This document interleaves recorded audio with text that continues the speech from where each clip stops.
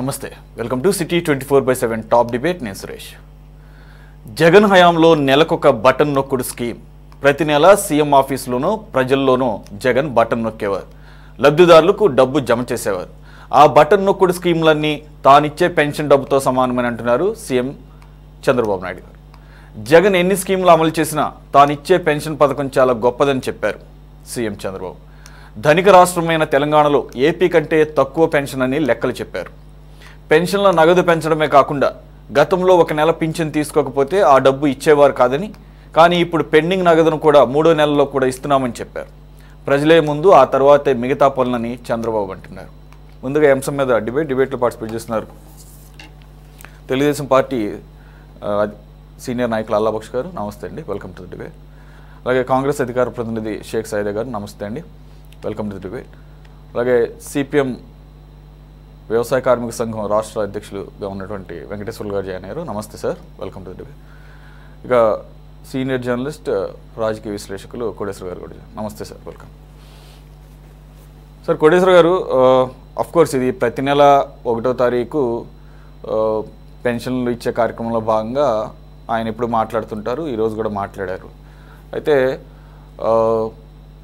దేశంలోనే అత్యధికంగా పెన్షన్ ఎక్కువ మొత్తాన్ని నెలకి 4,000 రూపాయల చొప్పున సామాజిక పెన్షన్లు కానీ, లేదంటే కనుక వికలాంగులకు 6,000, అలాగే సింగిల్గా ఉన్నటువంటి లేదంటే కనుక బెడ్ రీడన్ అయిన వాళ్ళకి 10,000 నుంచి ఇంకా కొంత ఎక్కువ కూడా ఇస్తున్నటువంటి రాష్ట్రం మనదొక్కటే. పక్కన ఉన్నటువంటి ధనిక రాష్ట్రం అయినటువంటి తెలంగాణలో కూడా ఈ స్థాయిలో లేదనేది నంబర్స్ కూడా అదే చెప్తున్నాయి. ఈవెన్ నార్త్ ఇండియన్ స్టేట్స్ అయితే చాలా తక్కువ, 100లోనే ఇస్తున్నటువంటి పరిస్థితి చూస్తున్నాం. సరే, ఆయన అది దాంతోపాటుగా గత ప్రభుత్వ హయాంలో బటన్ నొక్కుడు, డైరెక్ట్ బెనిఫిట్ ట్రాన్స్ఫర్, డీబీటీ అని చెప్పేసి గొప్పలు చెప్పుకున్నారు. నా ఒక్క పెన్షన్లతో సమానం అని చెప్పేసి ఆయన బడ్జెట్ లెక్కలతో సహా చెప్పారు, ఎంతెంత ఖర్చు అవుతుంది ఏంటని చెప్పేసి. అలాగే వెసులుబాటు కల్పించడం, ఇదంతా ఒక ఎత్తు అయితే, ఆయన ఈ మధ్యకాలంలో పదే చెప్తున్నటువంటిది సంక్షేమ కార్యక్రమాలు, సంక్షేమంతోనే ఈ పేదరిక నిర్మూలన అనేది జరగదు. సో ఈ P4 కాన్సెప్ట్తో పేదరిక నిర్మూలనే నా లక్ష్యం అని చెప్పేసి చెప్తున్నారు. దేశవ్యాప్తంగా అది జరగకుండా ఒక్క ఆంధ్రప్రదేశ్లోనే జరిగే అవకాశాలు అసలు ఉందా? ఇంతకుముందు కూడా అనేకమైనటువంటి గరీబీ హఠావో అని చెప్పేసి గతంలో కాంగ్రెస్ ప్రభుత్వం ఇందిరాగాంధీ హయాంలో తీసుకొచ్చింది, ఇప్పటివరకు జరగలేదు. ప్రపంచవ్యాప్తంగా ఎక్కడైనా ఇటువంటి మోడల్ సక్సెస్ అయినటువంటి పరిస్థితి ఏమన్నా ఉందా? అసలు ప్రపంచంలో ఎక్కడ లేదు. చంద్రబాబు నాయుడు గారు ప్రయత్నం చేస్తున్నారు. అది ఏ మేరకు జయప్రదం అవుతుంది అనేటువంటిది మనం ఆచరణలో చూసిన తర్వాత దాన్ని వ్యాఖ్యానించవచ్చు. ఎందుకంటే ముందే దాని గురించి చెప్పేట్లయితే అసలు ఏమీ ప్రారంభం కాకముందే లేదా అమలు జరగకముందే ఒక ప్రీ కన్సీవ్డ్ అంటే ముందుగానే ఏర్పాటు చేసుకున్నటువంటి ఒక అభిప్రాయంతో మాట్లాడుతున్నారు అని దాడి చేసేటువంటి అవకాశం ఉంది. ఎందుకు అంటే మహాత్మా గాంధీ ఈ ధర్మాత్ములైనటువంటి పెట్టుబడిదారులు లేదా వినోబా భావే ధర్మాత్ములైనటువంటి భూస్వాములు భూదాన ఉద్యమం పేరుతోటి ఇటువంటి పనులన్నీ కూడా చేశారు. మరి చంద్రబాబు నాయుడు గారు వాళ్ళకంటే పెద్ద వ్యక్తిలాగా కనిపిస్తున్నారు. ఎందుకంటే ధర్మాత్ముల నుంచి, ధర్మం చేసే వాళ్ళ నుంచి డబ్బు తీసుకొని పేదరికాన్ని నిర్మూలిస్తాను అనేటువంటి ఒక మహత్తరమైనటువంటి కార్యక్రమాన్ని చేపట్టారు కనుక జయప్రదం కావాలని కోరుకున్నాం. అయితే ఇలాంటిది ప్రపంచంలో ఇంతవరకు ఎక్కడ జరగలేదు. వినూత్నమైనటువంటి కార్యక్రమాలని ప్రచారం చేయడంలో లేదా చేపట్టడంలో చంద్రబాబు నాయుడు గారికి ఉన్నటువంటి రికార్డు మనకు తెలిసిందే కనుక జయప్రదం కావాలని కోరుకున్నాం. మరొకసారి చెప్తున్నాను, ఇటువంటి ప్రయత్నం ఎక్కడ జరగలేదు. అనేక సోషలిస్ట్ దేశాల అనుభవం కూడా అదే. చుట్టూతా ఉన్నటువంటి పెట్టుబడిదారీ సమాజంలో ఒక దేశంలో సోషలిజాన్ని స్థాపించడం అనేటువంటిది ఆచరణలో తక్షణం జరిగేటువంటిది కాదు. దానికి ఎంతో దీర్ఘకాలం పడుతుంది అనేటువంటిది చైనా కావచ్చు, వియత్నాం కావచ్చు, ఇలాంటి దేశాలన్నీ కూడా గుణపాఠాలు నేర్చుకున్నాయి. మరి ఈ ధర్మకర్తృత్వ సిద్ధాంతం అనేటువంటిది మన దేశంలో కూడా విఫలమైంది. ఎక్కడ మంచి భూస్వాములు, మంచి పెట్టుబడిదారులు, మంచి ధనికులు ఇంతవరకు నాకు ఎక్కడా కనపడలేదు. ఏమైనా ఆంధ్రప్రదేశ్లో అటువంటి ప్రయత్నం చేస్తున్నారు కనుక దాన్ని మనం స్వాగతించాలి. మిగిలిన వాళ్ళు ఏం చెప్తారనేటువంటిది వాళ్ళ అభిప్రాయం.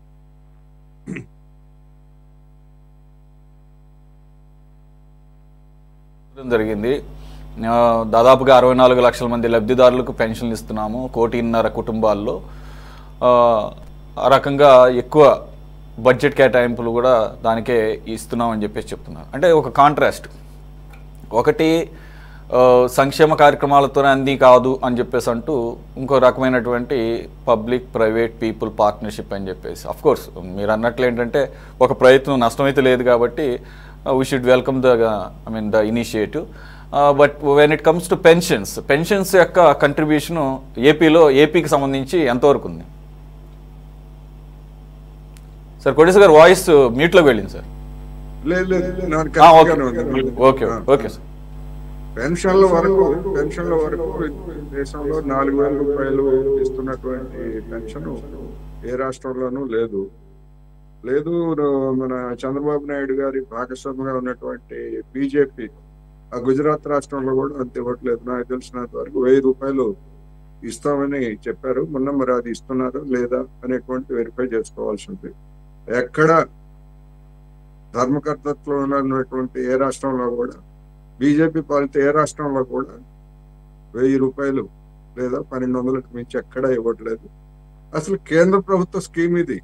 పెన్షన్స్ అనేటువంటిది కేంద్ర ప్రభుత్వ స్కీము. దాన్ని రాష్ట్రాలు అమలు జరుపుతున్నాయి. మరీ 200 లేదా 300, 500 ముష్టిలాగా వేస్తే అది బాగోదనేటువంటి ఉద్దేశంతో ఆయా రాష్ట్రాల్లో ఉన్నటువంటి మెరుగైనటువంటి ఆర్థిక పరిస్థితి కావచ్చు, లేకపోతే పోటీ తత్వం కావచ్చు, ఏమైనప్పటికీ దక్షిణాది రాష్ట్రాల్లో ఉత్తరాదితో పోలిస్తే, ముఖ్యంగా బీజేపీ పాలిత రాష్ట్రాలతో పోలిస్తే డెఫినెట్ గా మొత్తం దక్షిణాది రాష్ట్రాల్లో ఎక్కువ ఉంది. అందులోనూ దేశం మొత్తం మీద ఆంధ్రప్రదేశ్ అగ్రస్థానంలో ఉంది. ఇప్పుడు చంద్రబాబు నాయుడు గారు నేను 33,000 కోట్లు ఇస్తున్నానని చెప్పారు 4,000 చొప్పున. అది 3,000 చొప్పున ఇచ్చినటువంటి జగన్మోహన్ రెడ్డి గారు అది 3వ వంతు 432 అంటే 324,000 కోట్లు ఆయన కూడా ఇచ్చారు. ఆ అమౌంట్ కూడా తక్కువ కాదు. ఏ బీజేపీ పాలిత రాష్ట్రంతో వాళ్ళ మిత్రపక్షంతో పోల్చుకున్నా కానీ అది కూడా తక్కువేం కాదు. అందుకని అంతకంటే మెరుగైంది ఇస్తున్నారు కనుక దాన్ని హర్షించాల్సిందే, వాస్తవాన్ని అంగీకరించాల్సిందే. కానీ మిగిలినటువంటి ఏమిటి అనేటువంటిది ప్రశ్న. ఇప్పుడు చంద్రబాబు నాయుడు గారు ఈ పెన్షన్స్ గురించే ఇస్తున్నారు కనుక చెప్పుకున్నారు. ఓకే, ఎవరైనా చెప్పుకోవచ్చు. కానీ ఉమ్మడి రాష్ట్రంలో కనీస వేతనాలు వ్యవసాయ కార్మికులకు కావచ్చు, లేదా అసంఘటిత రంగ కార్మికులకు కావచ్చు, ఉమ్మడి రాష్ట్రంలో అంటే 2011, 12, 13 లోపు పెంచినటువంటివి తప్ప, సవరించినటువంటివి తప్ప బంగారు తెలంగాణలో కానీ, లేదా స్వర్ణాంధ్రలో కానీ, లేదా జగన్మోహన్ రెడ్డి గారి పాలనలో కానీ వాటిని సవరించినటువంటి దాఖలాలు లేవు.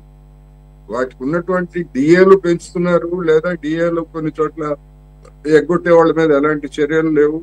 అది జరుగుతుంది తప్ప వేతన సవరణ అనేటువంటి ఉద్యోగులకి 5 ఏళ్లకు ఒకసారి చేస్తున్న సవరణ మాదిరి డిఏ మెర్జ్ చేసి కొత్త వేతనాలు అనేటువంటివి తెలంగాణలో జరగలేదు. గడిచినటువంటి 10 ఏళ్లలో ఆంధ్రప్రదేశ్ లో 2 ప్రభుత్వాలు వచ్చినా కానీ అక్కడ కూడా జరగలేదు. మరి దాని సంగతి ఏమిటి? ఎందుకు అంటే అక్కడ 1.5 కోటి మంది అసంఘటిత రంగ కార్మికులు ఉన్నారు, తెలంగాణలో కూడా 1.5 కోటి మంది అసంఘటిత రంగ కార్మికులు ఉన్నారు. మరి వీళ్ళందరికీ హక్కుగా వేతనం అనేటువంటిది హక్కు, దయాదాక్షిణ్యం కాదు. రేపు పెన్షన్ ఆర్థిక పరిస్థితి బాగలేకపోతే మేము ఇంత ఇవ్వలేమంటే దాన్ని హక్కుగా అడిగేటువంటి అవకాశం లేదు. కానీ కనీస వేతనాలు అనేటువంటివి అలాంటివి కాదు, హక్కుగా. అలాంటి హక్కుగా ఉన్నటువంటి వాటి గురించి ఎందుకు మాట్లాడలేదు అనేది ప్రశ్న. సార్ అల్లబక్షి గారు, ఇప్పుడు ఇది గత ఏప్రిల్ నెల నుంచే, ప్రభుత్వం రాకముందు నుంచే ఇస్తామని చెప్పేసి అన్నారు. ఏప్రిల్ ప్రభుత్వంలోకి రాగానే ఆ 2 నెలలు కలిపి మొత్తం 3 నెలది ఇవ్వడం స్టార్ట్ చేశారు. కాదంటలేదు, ఒకేసారి 1,000 రూపాయలు పెంచారు. Well and good. అయితే ఎంతకి ఇచ్చిన దాని గురించి చెప్పుకుంటే కానీ మిగిలిన హామీల సంగతి ఏంటి అనే దానికి ఇప్పటికీ కూడా ఒక క్లారిటీ లేదు. ఏమైంది? ఈ మహిళలకి ఫ్రీ బస్సు ఉగాది నుంచి అన్నారు, ఉగాది కూడా వెళ్ళిపోయింది. ఆఖరికి ఎన్ని డెడ్ లైన్లు దాటింది? సంవత్సరం అవుతుంది ఇప్పటికి దాదాపుగా.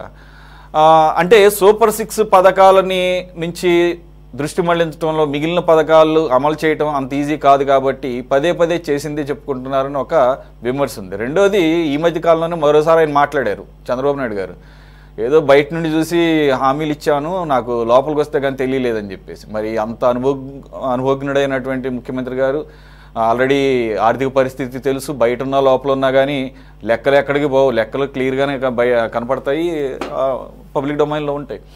మరి ఈ రకమైనటువంటి సిగ్నల్స్ ఇవ్వడం ద్వారా ఆల్రెడీ 1000 రూపాయలు ఒకేసారి పెంచాను, యాక్చువల్గా that's a tremendous increase, doubt ఏం లేదు దాంట్లో. గత ప్రభుత్వం 1000 రూపాయలని 250 రూపాయల చొప్పున సంవత్సరానికి 250 చొప్పున పెంచింది. అలాగే గతంలో కూడా ఆయన ఈరోజు కూడా మళ్ళీ రీఇటరేట్ చేశారు, 200 ఉండేది 2014లో రాగానే 1000 రూపాయలు చేశాను ముందు, తర్వాత మళ్ళీ నేను అధికారంలో నుంచి వెళ్ళిపోయే ముందు 2000కి పెంచాను, దాదాపుగా 5 రెట్లు ఒకసారి, మొత్తానికి 10 రెట్లు చేశానని చెప్పేసి 200 నుంచి 2000. సరే, ఇప్పుడు ఇవన్నీ చెప్పడం ద్వారా ముందరకాళ్ళకు బంధాలు అంటే ఇక మిగిలిన వాటికి గురించి పెద్దగా ఎక్స్పెక్ట్ చేయొద్దనే ఒక సిగ్నల్ ఏమైనా పంపుతున్నారన్న కొన్ని విమర్శలు అయితే వినపడుతున్నాయి ఈ మధ్య చేసిన వ్యాఖ్యల ద్వారా. ముఖ్యమంత్రి అయిన తర్వాత మొట్టమొదటిగా 3000 రూపాయలు ఉన్నటువంటి పెన్షన్ని ఏకదాటిగా 4000 రూపాయలు చేసి, ప్రపంచంలో బహుశా ఎక్కడ జరగల, ఆయన స్వయంగా ఆయన చేతుల మీదుగా ఇంటికి తీసుకెళ్లి పెన్షన్ అందజేయడం అనేది జరిగింది. నాలిసి ప్రపంచంలో ఒక ముఖ్యమంత్రి ఈ విధంగా చేసిన దాఖలాలు ఎక్కడ మనం చూడలేదు, ఎప్పుడు చూడలేదు. సో ఆయన ముఖ్య ఉద్దేశం ఏంటంటే, గతంలో కూడా 200 రూపాయలు ఉన్నటువంటి పెన్షన్ని ఏకదాటిగా 1000 రూపాయలు చేసిన ఘనత కూడా ఆయనకే దక్కింది. తర్వాత గత 5 సంవత్సరాల ప్రభుత్వంలో చేసినట్టు 250, 250, 250 ఆ విధంగా పెంచుకుంటా పోకుండా ఒకేసారిగా ప్రభుత్వం వచ్చిన వెంటనే ఆ ఎన్నికలు అయితే జరిగినా, ఎన్నికల వేళ ఏదైతే ఇవ్వలేదో ఆ నెల కూడా కలుపుకొని 2 నెలలు కలిపి ఒకేసారిగా ఇవ్వడం అనేది జరిగిందండి. సో అదొకటి ఆల్రెడీ ఇంప్లిమెంట్ అయిపోయింది. ఇంకా వేరే పథకాలకు వస్తే అవేమి ఇవ్వము. ఎస్, డెఫినెట్లీ అయితే ఒక కరువు అయితే ఉన్నది, గత ప్రభుత్వం చేసిన అప్పులు కానీ వాళ్ళ లెక్కలు కానీ తేలాల్సిన విషయం ఉంది. అవన్నీ చూడడానికి ఇప్పుడు అడ్జస్ట్మెంట్ అవ్వడానికి, మళ్ళీ సరి చేసుకుని మళ్ళీ ముందుకు వెళ్ళడానికి కొంత టైం అనేది ప్రభుత్వం తీసుకున్నది. ఆల్రెడీ దీపం పథకం కూడా ఇంప్లిమెంట్ చేసాం, ఒక సిలిండర్ దాదాపు అందరికి కూడా డెలివరీ అనేది చేసాం. మరియు అదే విధంగా ఏదైతే ఈ ఉచిత బస్సు ప్రయాణం ఉందో దాన్ని కూడా త్వరలో ఇంప్లిమెంట్ చేసే ఆలోచనలు ఉన్నాయి. ఇంకా ఉద్యోగాల పరిస్థితి కూడా త్వరలో నోటిఫికేషన్ ఇవ్వడానికి అవకాశం ఉన్నది. దానిపైన కూడా మెగా డిఎస్సి కింద ఆచరణలో పెట్టి ఆ ఉద్యోగాలు ఇవ్వడంలో ప్రాసెస్ లో ఉన్నాం. సో 1 by 1 అన్ని చేసుకుంటూ వెళ్తున్నాం తప్ప ఈ ప్రభుత్వంలో ఇంకా ఎక్కడ కూడా మనం ఫలానాది ఇవ్వము, మేము చెప్పిన సూపర్ 6 ఇది ఇవ్వము అనేటువంటి సంకేతాలు అయితే ఎక్కడ లేదండి. కాకపోతే పెన్షన్ గురించి ఎందుకు చెప్పారంటే, ఈవెన్ P4 లో కూడా ముఖ్యంగా ఆయన మాట్లాడుతూ ఏదైతే upper standard 10% of the people, below పావర్టీలో ఉన్నటువంటి 20% ఆఫ్ ది పీపుల్ కి హెల్పింగ్ గా ఉండాలి అనేటువంటి ఇదితోనే పబ్లిక్ ప్రైవేట్ పీపుల్ పార్ట్నర్షిప్ అనేటువంటి దాన్ని అంశాన్ని తీసుకొచ్చారు. నిన్నే మనం రంజాన్ ముగించుకున్నాం. ప్రతి ఒక్క ఇస్లాంలో ఉన్నటువంటి విషయం ఏంటంటే 2.5% జకాత్ ఇస్తారు, irrespective of their wealth, to the poorest people. So అటువంటి దాన్నే మళ్ళీ చంద్రబాబు నాయుడు గారు ఈ యొక్క P4 అంశాన్ని తీసుకురావడం, ఆ సందర్భంలో చెప్పుకుంటూ వచ్చినటువంటి అంశం తప్ప, అంతే తప్ప మరొక ఆలోచన అయితే లేదు. ఏదైతే సూపర్ 6 చెప్పామో తూచా తప్పకుండా అన్ని కార్యక్రమాలు చేస్తాము, చేయబడతాము, వాటిని అదే విధంగా ఆచరిస్తామని కూడా తెలియజేస్తున్నాం. కాకపోతే 1 by 1 చేసుకుంటూ వచ్చాం, దీపం అయిపోయింది. ఇప్పుడు ఈ నెల బహుశా ఈ యొక్క ఉచిత బస్సు ప్రయాణం కూడా ఇంప్లిమెంట్ చేస్తాం, మిగతా కూడా ఇంప్లిమెంట్ చేసి అదే విధంగా ఆచరిస్తాం అని చెప్పి తెలియజేసుకుంటానండి. ఓకే, సైదా గారు సార్,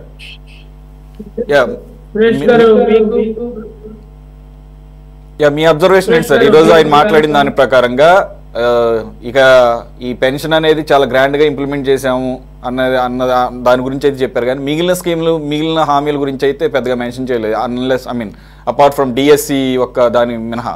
కాబట్టి అఫ్కోర్స్ ఆల్రెడీ దాని కొన్నిటికి చెప్పారు, ఏది నెక్స్ట్ అకాడమిక్ ఇయర్కి సంబంధించి తల్లికి దీవెన అది ఇస్తామని చెప్పేసి, అలాగే డిఎస్సి నెక్స్ట్ అకాడమిక్ ఇయర్ టైంకి మొత్తం ఈ నెల స్టార్ట్ చేసి జూలై నాటికి ఎంప్లాయ్మెంట్ కల్పిస్తామని చెప్పేసి అంటున్నారు. కానీ మిగిలిన హామీల గురించి అయితే ప్రస్తావన ఎక్కడా లేదు. సురేష్ గారు, మీకు ప్యానల్ పెద్దలు సీనియర్ పొలిటికల్ అనలిస్ట్ కోటేశ్వరరావు గారు, అలాగే సిపిఎం నాయకులు అన్న కామ్రేడ్ వెంకటేశ్వరరావు గారు, మిత్రుడు తెలుగుదేశం పార్టీ నాయకులు అల్లాబాక్ష్ గారు, అలాగే సిటీ 24/7 వీక్షకులందరూ కూడా నమస్కారం.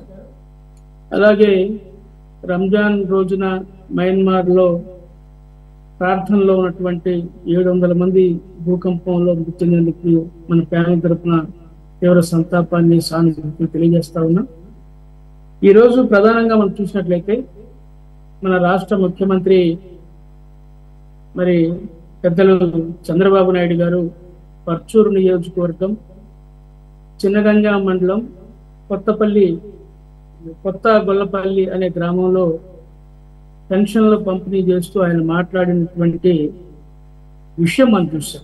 జగన్మోహన్ రెడ్డి నొక్కిన బటన్ కంటే కూడా మేము ఇచ్చినటువంటి పెన్షన్లే గొప్ప అనేటువంటి తీరులో ఆయన చాలా ఆత్మవిశ్వాసంతో మాట్లాడినట్టుగా మనకు అనిపిస్తుంది. ఈరోజు రాష్ట్రంలో చూసినట్లయితే ఆయన చెప్పినట్లుగా దాదాపు 1.5 కుటుంబాలకు 64 లక్షల మందికి మరి ఎన్టీఆర్ భరోసా ద్వారా పెన్షన్లు ఇస్తా ఉన్నాం. ఏడాదికి వచ్చేసి 33,100 కోట్ల రూపాయలు మరి దీనికి ఖర్చు పెడతా ఉన్నాం. నెలకు వచ్చేసి 2,772 కోట్లు మరి యొక్క పెన్షన్ల యొక్క మేము ఖర్చు పెడుతున్నాం అని చెప్పి మరి చంద్రబాబు గారు చెప్పారు. సంతోషం. ఎందుకంటే మరి మనం చూసినట్లయితే కాంగ్రెస్ ప్రభుత్వం గతంలో ఈ యొక్క పెన్షన్ విధానాన్ని తీసుకొచ్చినటువంటి విషయం మీకు ఒకసారి ఈ సందర్భంగా గుర్తు చేస్తుంది. ఇందిరాగాంధీ గారు కానివ్వండి, అంతకంటే మరి మన రాష్ట్రానికి ముఖ్యమంత్రులుగా పనిచేసినటువంటి వాళ్ళు దామోదర్ సంజయ్ గారు లాంటి మరి ఒక దళిత ముఖ్యమంత్రి ఈ యొక్క పథకాన్ని రూపకల్పన చేసిన విషయాన్ని కూడా మీకు ఈ సందర్భంగా గుర్తు చేస్తుంది. తర్వాత ఎన్టీ రామారావు గారు 70 రూపాయల పెన్షన్ తోటి మరి దీన్ని కొనసాగించిన విషయాన్ని కూడా ఈ సందర్భంగా గుర్తు చేస్తాం. తర్వాత రాజశేఖర రెడ్డి గారు ఈ విధంగా ముఖ్యమంత్రులు మరి వాళ్ళ యొక్క పాలనలో ఉన్నటువంటి పరిస్థితుల దృష్ట్యా, అక్కడ ఉన్నటువంటి ఆర్థిక పరిస్థితి దృష్ట్యా పెన్షన్ ఆధార పెంచుకుంటూ వచ్చారు. మరి చంద్రబాబు గారు కూడా చెప్పారు 200 నుంచి 2,000 చేశాను. మరి జగన్ వచ్చిన తర్వాత 250 అన్నట్టుగా ఆయన 3,000 చేసి ఆయన దిగిపోయాడు. ఈయన ఒక్కసారిగా 4,000 చేశాను పెన్షన్లు ఇస్తానని చెప్తా ఉన్నాడు. సంతోషం. అయితే మనం అనుకున్నట్లుగా ఈరోజు చంద్రబాబు గారు మరి 10 లక్షల కోట్లు అప్పు వస్తుందని చెప్పినటువంటి విషయం కూడా మనం చూస్తా ఉన్నాం. ఆయన కూడా ఈరోజు సభలో అదే మాట ప్రస్తావించాడు. దాదాపు 10 లక్షల కోట్ల అప్పుల్లో ఉంది రాష్ట్రం అని చెప్పాడు. ఆయన మళ్ళీ పదే ప్రస్తావిస్తున్నటువంటి విషయాన్ని కూడా ఈ సందర్భంగా మేము గుర్తు చేస్తాం. అయితే ఇక్కడ మనం గమనించాల్సిన విషయం ఏంటంటే చంద్రబాబు గారు చెప్పారు స్పష్టంగా, నేను సంపదను సృష్టించి ఈ రాష్ట్రాన్ని అభివృద్ధి చేస్తా అని చెప్పాడు. నేను ఏ అయితే ఇచ్చానో సూపర్ 6 పథకం హామీల్ని అవన్నీ అమలు పరుస్తా అని చెప్పి కూడా ఆయన గట్టిగా మాట్లాడి హామీ ఇచ్చి బాబు గ్యారంటీ అని చెప్పినటువంటి విషయం మనం చూసాం. అయితే ఈ రోజు మీరు చెప్పినట్లుగా దాదాపు 10 నెలలు దాటిపోయింది, 11 నెలలకు మనం అడుగు పెడతా ఉన్నాం. మరి ముఖ్యమంత్రి గారు ఎన్డీఏ కూటమి ఇచ్చినటువంటి హామీలు సోదరుడు అల్లాబాబు చెప్పినట్టుగా ఒక గ్యాస్ సిలిండర్ మాత్రం ఇచ్చారు. అలాగే డిఎస్సి మరి నోటిఫికేషన్ త్వరలో ఇస్తాము. మరి స్కూల్స్ రీఓపెన్ నాటికే ఉపాధ్యాయ పోస్టులు ఖాళీలను కూడా భర్తీ చేస్తాం. దాదాపు రాష్ట్రంలో 32,000 పైచిలకు మరి ఉపాధ్యాయ పోస్టులు ఖాళీగా ఉన్నాయి. మెగా డిఎస్సి పేరుతో డగా డిఎస్సి మరి ఈరోజు విడుదల చేస్తా ఉన్నారు. 16,000 ఉపాధ్యాయ పోస్టులు భర్తీ చేస్తామని చెప్తా ఉన్నారు. సరే, ఇవన్నీ ఒక విధానం అయితే మరి సంపద సృష్టిస్తాను అని చెప్పినటువంటి పెద్ద మనిషి సంపద సృష్టి దేవుడు ఎరుగు దాదాపు 50,000 కోట్లు ఈ 10 నెలల కాలంలో అప్పులు చేసుకుంటున్న పరిస్థితి కూడా మనం చూస్తా ఉన్నాం. ఇది వాస్తవం. ఎవరికి మింగుడు పడ్డా ఎవడు మింగుడు పడకపోయినా ఇవన్నీ కూడా మనం మాట్లాడుకోవాల్సిన విషయాలు, ఈ వాస్తవాలని చెప్పి ఈ సందర్భంగా సురేష్ గారు మీకు గుర్తు చేస్తున్నా.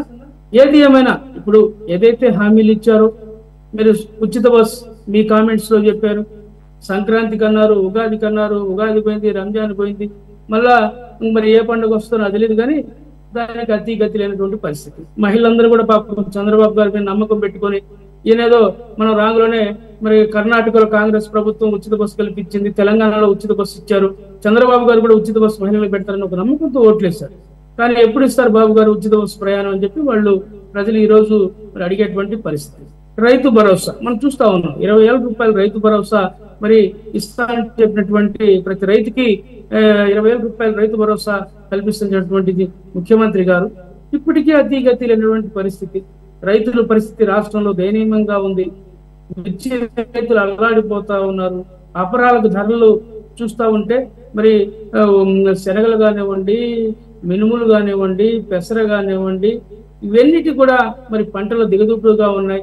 ఈరోజు పొగాకు రైతులు చూస్తూ ఉంటే పొగాకు కాస్త కూడా పగాకుగా మారిపోయినటువంటి పరిస్థితి. రోజు మరి రైతులు కన్నీళ్లు పెట్టుకుంటూ ఉన్నారు, రైతులు ఆత్మహత్యలు చేసుకుంటూ ఉన్నారు. మరి ఇలాంటి సమయంలో కనీసం 20,000 రూపాయలు మీరు రైతు భరోసా ఇస్తే ఎంత బాగుండేది. కేంద్ర ప్రభుత్వం నిధులతో కల్పిస్తానన్నాడు. మరి కేంద్ర ప్రభుత్వం వాళ్ళు గత 2 నెలల క్రితమే వాళ్ళు 2,500 రూపాయలు రైతులు అకౌంట్ లో జమ చేయడం జరిగింది, 2,000 రూపాయలు. మరి దాంతో కలిపి ఇవ్వలేదేనా? అది రైతు భరోసా సంబంధించి. నిరుద్యోగ వృత్తి 3,000 రూపాయలు ఇస్తాడు, దాని గురించి ఆలోచించాల. అలాగే మహిళలందరికీ కూడా ఎవరైతే అర్హులు ఉన్నారో వాళ్ళందరికీ కూడా 1,500 రూపాయలు అకౌంట్లో వేస్తానన్నారు, దాని విషయం ఇప్పటికీ ప్రస్తావించలా. ఈ విధంగా చెప్పుకుంటా పోతే అనేకమైనటువంటి మీరు చెప్పినటువంటి సూపర్ 6 లో ఒకటి అమలు పరిచారు, ఇంకోటి అమలు పరుస్తామని చెబుతున్నారు. మిగతా 4 అంశాలు కూడా ఎక్కడ మీరు ప్రస్తావించడం వల్ల మీరు కామెంట్స్ లో చెప్పినట్టుగా మరి నిజంగా ఆ పథకాలను పక్కన పెట్టేసి ఏదో పాడిందే పాడరన్నట్టుగా ఈ పెన్షన్లు మేము ఇచ్చుకుంటా ఉన్నాం అని చెప్పడం నాకు ఒక విచిత్రం కూడా అనిపిస్తా ఉంది. ఎందుకంటే చంద్రబాబు గారు ప్రతి నెల ఈ యొక్క పెన్షన్ల పంపిణీకి ఒక గ్రామానికి వెళ్ళి పెన్షన్లు ఇవ్వటం ఒకసారి మీరు గమనించాలి. చారణా కోడికి బారణా మసాలా లాగా ముఖ్యమంత్రి గారే ఆ ఊరికి వెళ్ళి పెన్షన్ ఇవ్వాల్సినటువంటి అవసరం లేదు. ఆయనకి ఎన్నో పనులు ఉన్నాయి. గతంలో వాలంటీర్స్ ఇచ్చారు, వాలంటీర్స్ కంటే ముందు అక్కడ ఉన్నటువంటి పంచాయతీ సిబ్బంది మరి ఇంటింటికి వెళ్ళి పెన్షన్లు పంపిణీ చేశారు. చంద్రబాబు గారు వస్తే ఒక రోజు కాదు 4-5 రోజులు, వారం రోజులు ముందుగానే ఆయన కార్యక్రమానికి ఏర్పాట్లు చూడాలా, జిల్లా యంత్రాంగం మొత్తం అటు కూర్చోవాలా. మరి కొన్ని కోట్ల రూపాయలు ఖర్చు అయ్యేటువంటి వ్యయమయ్యేటువంటి పరిస్థితి.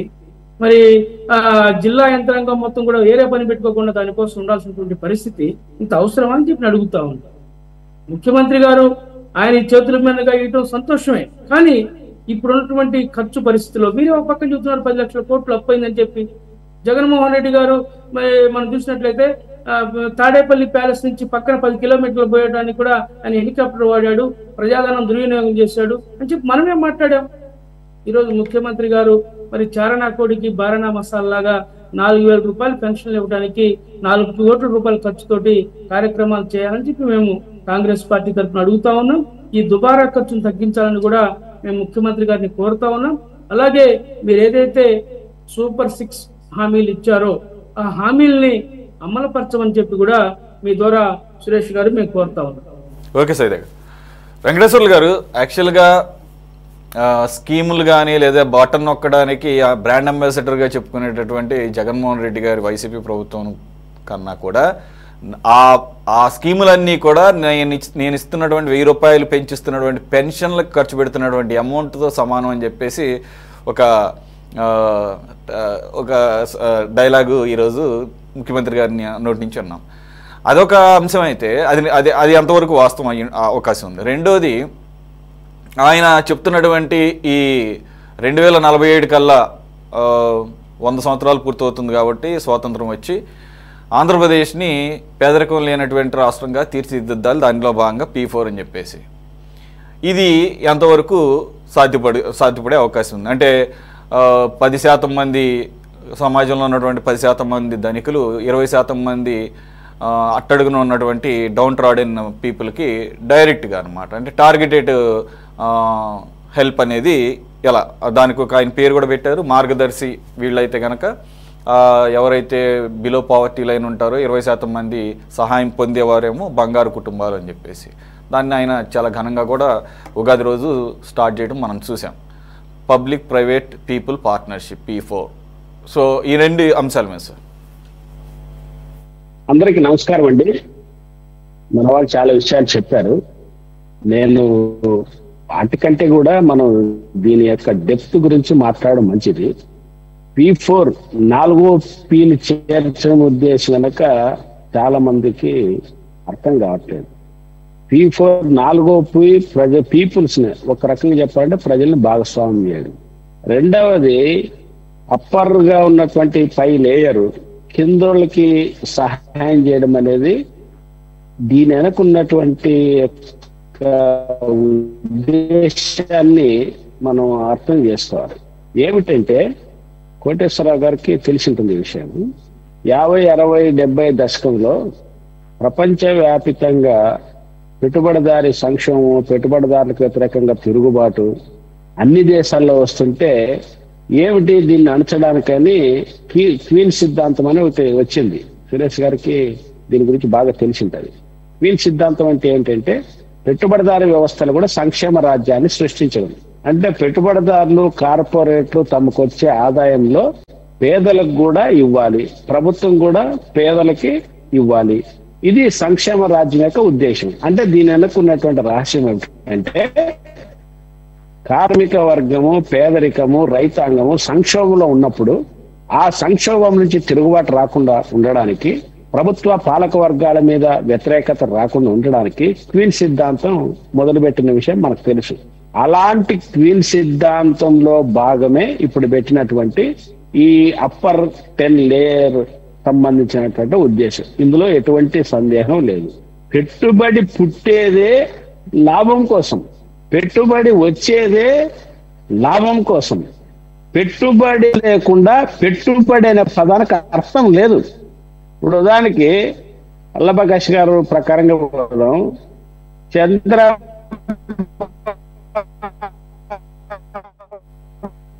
నాయుడు గారి యొక్క హెరిటేజ్ సంస్థలో దాదాపు 100 మందికి పని ఉపాధి చూపించారు. అక్కడేమో కనీస వేతనాలు అమలు చేయలేదు. దాదాపు ఆంధ్ర రాష్ట్రంలో ఎన్ని లేదు. లేబర్ డిపార్ట్మెంట్ ఉందో చచ్చిపోయిందో ఎవరికి తెలీదు. అగ్రికల్చర్ వర్కర్స్ అయితే పక్కకు పెట్టేద్దాం. మినిమం అసంఘటిత రంగ కార్మికుల మినిమం వేజ్ కూడా మనం లేదు. నిన్న చూసింటారు పార్లమెంట్ లో కేంద్ర ప్రభుత్వం తెచ్చినటువంటి ఉపాధి హామీ చట్టంలోనే సిపిఐ కన్జ్యూమర్ ప్రైస్ ఇండెక్స్ ప్రకారంగా 7 రూపాయలు పెంచారు వేతనం. 7 రూపాయలు అంటే చాలా మంది కామెంట్ చేసింటారు 7 రూపాయలు పెంచారన్నారు. సిగ్గు ఎగ్గు ప్రభుత్వాలకు ఉండదు 7 రూపాయల.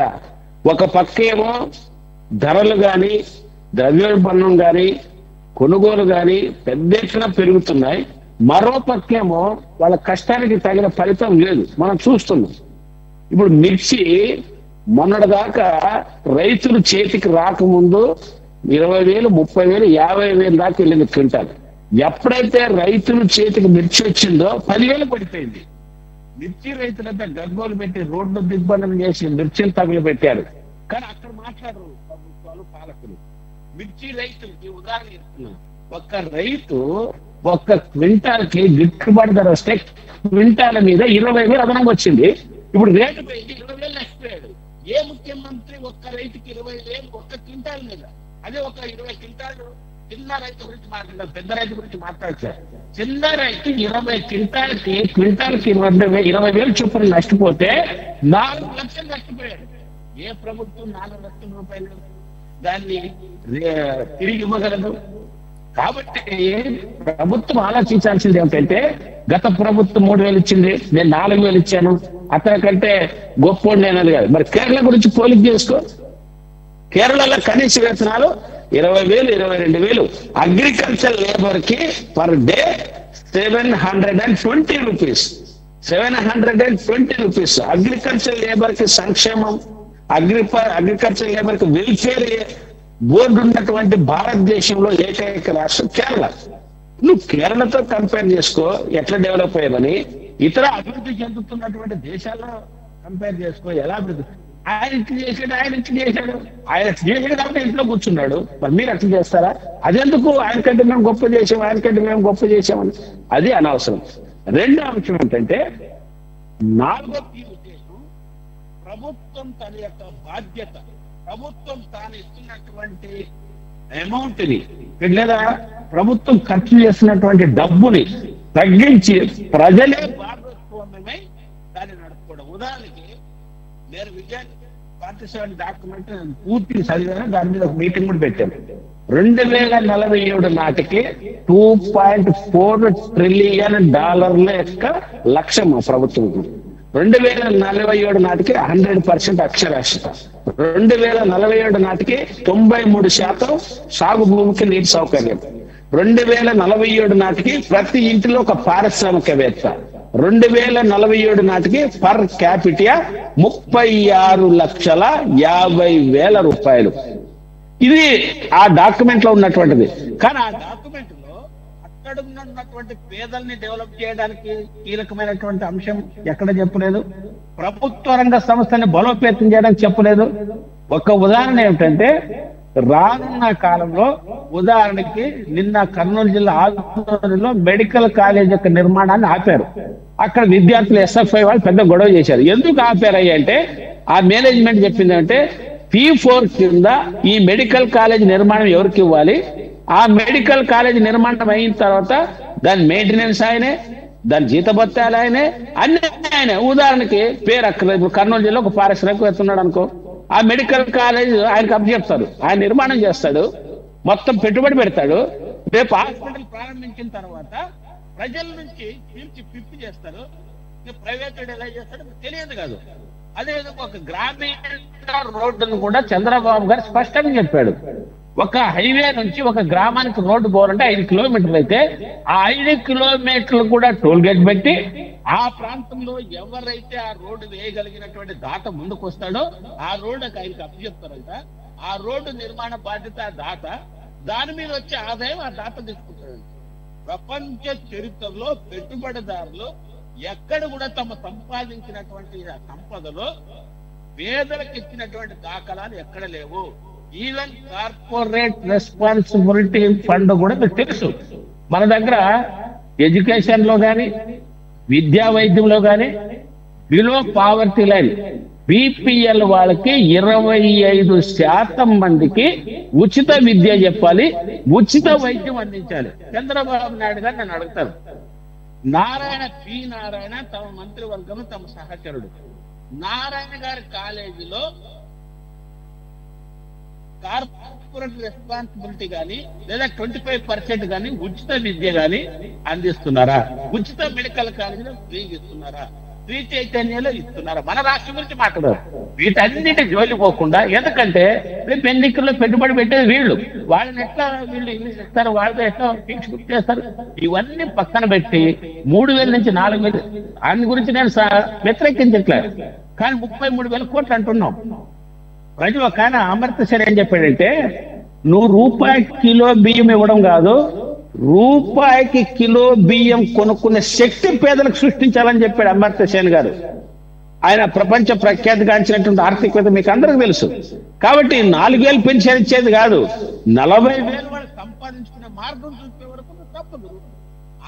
ఆ దుస్థితి ఈ రాష్ట్రానికి ఉంది. కాబట్టి ఇది చంద్రబాబు నాయుడు గారు డాక్యుమెంట్ 47 చెప్పాడు, మంచి, మేము వ్యతిరేకించట్లేదు. మరి 2000 సంవత్సరంలో కూడా విజన్ 2020 అన్నారే. మరి విజన్ 2020 అన్న తర్వాత ఈరోజు మీరు పత్రికల్లో చూసింటారు, ఆంధ్ర రాష్ట్ర ఉమ్మడి రాష్ట్రంలో అత్యధిక సంవత్సరాలు ముఖ్యమంత్రి ఎవరు అని. ఇప్పుడు మన ఆంధ్రప్రదేశ్, నేను విభజిత ఆంధ్రప్రదేశ్ గురించి చెప్తా. 14 సంవత్సరాల ముఖ్యమంత్రిగా చేసినటువంటి వ్యక్తి చంద్రబాబు నాయుడు గారు. మరి ఈ విజన్ 2020లో స్వర్ణాంధ్ర అన్నావు, స్వర్ణాంధ్ర పక్కన పెట్టు, స్టీలాంధ్ర అయిందా, సిల్వరాంధ్ర అయిందా, ఏమైంది? కాబట్టి మీరు డాక్యుమెంట్లు లక్ష్యాన్ని పెట్టుకోవడానికి నేను వ్యతిరేకించట్లేదు, కానీ ఆచరణ కాని లక్ష్యాన్ని పెట్టుకుని పేద ప్రజల్ని మోసం చేసి మేము సృష్టిస్తాం అరచేతిలో వైకుంఠం చూపడం అనేది ఇది అసాధ్యము. కాబట్టి ఇప్పుడు రాష్ట్రం గురించి మేము ఏమంటున్నామంటే, 100కి 50 నుంచి 60% మంది గ్రామీణ పేదలు, దళితులు, బలహీన వర్గాలు, ఎస్టీలు, మైనార్టీలు, వాళ్ళకి ఉండడానికి దున్నుకోవడానికి శాలెడ్ భూమి లేదు. మరో పక్కకేమో రాష్ట్రంలో ప్రతి కుటుంబానికి 2 ఎకరాలు భూ పంపిణీ చేయొచ్చని గతంలో ఉన్నటువంటి కోనేరు రంగారావు భూ కమిటీ సిఫారసు చేసింది. అయ్యా, నువ్వు 3,000 రూపాయలు పెన్షన్ కాదు, 2 ఎకరాలు భూమి ఇచ్చి 3,000 రూపాయలైనా పెట్టుబడి పెట్టి ప్రజలు కొనుగోలు శక్తి వచ్చే ఒక ఆర్థిక సోర్స్ని చూపించమని మేము చెప్తున్నాం. దాని చూడలేదు. కానీ పెట్టుబడిదారుల కంటే విజన్ డాక్యుమెంట్ మీరు చదివింటారు అనుకుంటున్నాను. అల్లప్రకాష్ గారు కూడా చదివింటారు. 225 పేజీల్లో అందులో 5 లక్షల ఎకరాలు రానున్న 2 ఏళ్ల నాటికి ఈ రాష్ట్రంలో కార్పొరేట్లు పెట్టుబడిదారులు ఏ భూమి ఎక్కడ ఏ ప్రాంతంలో అడిగిన 24 గంటల్లో మీకు హ్యాండ్ ఓవర్ చేస్తారన్నారు. దీనివల్ల 2.5 లక్షల మందికి ఉద్యోగాలు అన్నారు. మీరు ఒక్కటి గమనించండి, 5 లక్షల ఎకరాలు భూమి తీసుకుంటారు, 2.5 లక్షల ఉద్యోగాలు. 5 లక్షల ఎకరాల్లో 2.5 లక్షల రైతులకు బతుకుతారు, 5 లక్షల ఎకరాల్లో 5 లక్షల మంది అగ్రికల్చర్ లేబర్ బతుకుతారు, 1,00,000 మంది వృత్తిదారులు పేదలు బతుకుతారు. 5 లక్షల భూమి ఉంటే 10 లక్షల మంది బతుకుతారు. అంటే 10 లక్షల మంది కడుపు కొట్టి 2.5 లక్షల మంది ఉద్యోగాల. ఇదే అభివృద్ధి అంటే. అంటే కాకులను కొట్టి గద్దలు కొట్టడం అభివృద్ధి అంటే. అంటే మన లెక్కలు ఎట్లుండాలంటే ఉద్యోగాలు ఒక అంశం మీరు కంపేర్ చేస్తే P4 అసలు P4 ఎందుకు ఉందో కూడా మీకే తెలియదు. అసలు P4 యొక్క మెయిన్ కాన్సెప్టే తెలియదు. మీరు ఏదేదో దాన్ని పక్కదో పట్టించి ఏదేదో మాట్లాడుతా ఉన్నారు. దానికి సపరేట్ గా ఉన్నాయి భూ కేటాయింపులు. ఏదైనా జిల్లా కలెక్టర్ ఆఫీస్ వెళ్ళి భూములు కావాలన్నా ఆ ప్రాసెస్ వెళ్తూనే ఉంది. వెళ్తూనే ఉన్నది భూ కేటాయింపులు ఇవన్నీ. అది ఒక పద్ధతి. ఇప్పుడు ఒక క్రియాశీలకంగా ఇప్పుడు పెట్టుబడులు లేవు రాష్ట్రంలో, పెట్టుబడులు లేవు, డబ్బులు లేవు, ఆదాయం లేదు, 10 లక్షల కోట్ల అప్పులు ఉన్నాయి. అప్పులున్న రాష్ట్రంలో ఎలా వస్తాయండి డబ్బులు? సంపద సృష్టించాలంటే ఎలా వస్తాయి ప్రభుత్వం డబ్బులు? ఇదేమైనా కాయలు చెట్లు కన్నా కాస్తున్నాయి డబ్బులు రాష్ట్రంలో అలాగే వచ్చేయడానికి? అందువల్లే P4 అనే కాన్సెప్ట్ తీసుకురావడం జరిగింది. ప్రభుత్వంలో డబ్బులు లేవు కాబట్టి P4 అంశాన్ని తీసుకొచ్చారు. పబ్లిక్ కంపెనీ, ప్రైవేట్ కంపెనీని, పీపుల్స్ ని వాళ్ళందరినీ పార్ట్నర్షిప్ చేసి ఒక P4 కాన్సెప్ట్ తేవడం జరిగింది. అదొక మంచి ఇంప్లిమెంటేషన్ అయితే ప్రజలకు లబ్ధి చెందే పరిస్థితి అయితే మీరు ఇంకేదేదో మాట్లాడతారు, దాన్ని పక్కదో పట్టించే అంశం మాట్లాడుతూ ఉంటారు. గతంలో ఏ ముఖ్యమంత్రి ఈ విధంగా చేయలా. మీరు ఏదో కామెంట్ చేస్తా ఉన్నారు, ఇలా అయింది అలా అయింది. చంద్రబాబు నాయుడు గారు ఏమి 14 సంవత్సరాలు వరుసగా ముఖ్యమంత్రిగా లేరు. చంద్రబాబు నాయుడు 14 సంవత్సరాలు వరుసగా పరిపాలించలేదు. పరిపాలించుంటే ఇటువంటి దృష్టికి వచ్చేది కాదు. P4 యొక్క మూలం వేరు. ఇంకా నారాయణ గారి గురించి ఏదో కమెంట్ చేస్తున్నారు. మినిస్టర్ గారి గురించి ఆయన ప్రతిపక్షంలో ఉన్నప్పుడు కూడా గత 5 ఏళ్లలో కూడా సేవ చేశారు ప్రజలకి. మీకు తెలుసో తెలీదో మీరు ఒకసారి చూడండి ఎంత వేలాది. అల్లాబక్ష్ గారు ఒక్క నిమిషం ఆగండి. మీరు అడిగిన వాటికి ఆయన వెంకటేశ్వర్లు గారు క్లారిటీ ఇస్తారు. ఒక్క నిమిషం. నేను ఇష్టం వచ్చిన సబ్జెక్ట్ అడుగు, సమాధానం చెప్పే బాధ్యత నాది. నేను అడిగిన దానికి మీరు సమాధానం చెప్పాల్సిన బాధ్యత మీది. డబ్బులు లేవు, okay. Current account deficit, okay. Revenue లోటు, ఓకే. నేను కాదనట్లే. మరి ఇలాంటిది ప్రపంచంలోని అత్యంత మేధావని మనమే చెప్తున్నాం. చంద్రబాబు నాయుడు గురించి మీరు చెప్పొచ్చు, నేను చెప్పొచ్చు. మరి ఎన్నికల ముందు వచ్చినప్పుడు ఈ సూపర్ 6 అమలు చేయాలంటే ఇన్ని లక్షల కోట్లు అవుతుందని తెలియదంటారా అల్లబకాష్ గారు? మీకు లెక్క లేదంటారా? లేదు, ఇంత భారం పడుతుందని మనకు తెలియదంటారా? తెలిసి మరి ఎందుకు ఇంప్లిమెంట్ చేశాము? ఈ యొక్క ఆర్థిక సంవత్సరానికి తల్లికి వందనం కింద 9,407 కోట్లు కేటాయించాము. అదే విధంగా సుఖీభోగ పథకం కింద 6,300 కోట్లు కేటాయించాము. ఈ ఆర్థిక సంస్థలో ఇంప్లిమెంట్ చేస్తా ఉన్నాం. 204 అన్నా క్యాంటీన్లు ఓపెన్ చేసాము. పేద ప్రజలు తక్కువ 5 రూపాయలకి అన్నాలు తింటున్నారు. మరి ఇవన్నీ చేస్తూనే చేసాము. ఫ్రీ ఉచితంగా చేసాము. మీరు అన్ని అమలు చేస్తే మా నోళ్ళు మూత పడతాయి కదా. మీరు అన్ని అమలు చేసినారనుకో మా నోళ్ళు మూత పడతాయి కదా. ఇప్పుడు పెన్షన్ గురించి మేము విమర్శ చేయలేదే, పెన్షన్ గురించి మేము మాట్లాడలేదే. మా నోళ్ళు మూపించండి, ఇంకోసారి మాట్లాడకుండా చేయండి. అది నిజమైన ఘనత. మా ఆచరణలో చూపాలి తప్ప మాటలు చూపడం కాదు. మీ క్వీన్స్ అనే వ్యక్తి పేరు విన్నారా అల్లబకాష్ మీరు? క్వీన్స్ అనేవాడు తెలుసా మీకు? క్వీన్స్ సిద్ధాంతం గురించి మీకు తెలుసా? సంక్షేమ రాజ్యం గురించి మీకు తెలుసా?